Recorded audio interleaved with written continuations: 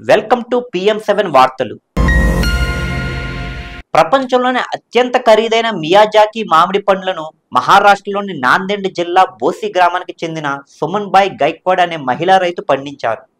ఇటీవల నిర్వహించిన వ్యవసాయ ప్రదర్శనలో ఒక్కో మామిడి పండును ఆ ప్రాంత ఇతర రైతులు అసూయపడేంతలా 10,000 రూపాయలకు అమ్మారు. సుమన్ బాయ్ కుమారుడు నందకిషోర్ గైక్వాడ్ ఆలోచన నుంచి పుట్టుకొచ్చిందే ఈ మామిడి పండ్ల సాగు. యూపీఎస్సీ పరీక్షల కోసం పూణేలోని కోచింగ్ సెంటర్లో చేరిన అతను కరోనా కారణంగా అది మూతపడడంతో ఇంటికి తిరిగి వచ్చాడు.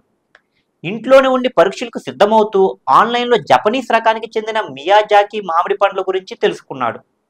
అనంతరం తల్లిని ఆ సాగు వైపు ప్రోత్సహించాడు. ఒక్కొక్క దానికి 6,500 రూపాయల చొప్పున చెల్లించి ఫిలిప్పీన్స్ నుంచి 10 మొక్కలను తెప్పించాడు.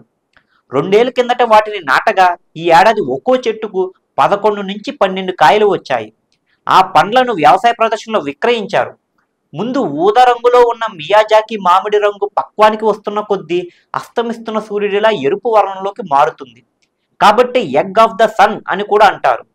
1980లో ప్రత్యేక విధానంలో జపాన్ వాతావరణ పరిస్థితులకు అనుగుణంగా ఈ హైబ్రిడ్ను రూపొందించారు.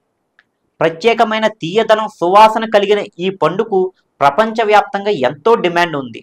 ఒక్కో పండు సుమారు 350 గ్రాముల నుంచి 500 గ్రాముల వరకు ఉంటుంది. పండు కూడా శుతిమెత్తంగా ఉంటుంది. సంపాదించాలనే కోరిక ఉండాలే కానీ మార్గాలెన్నో.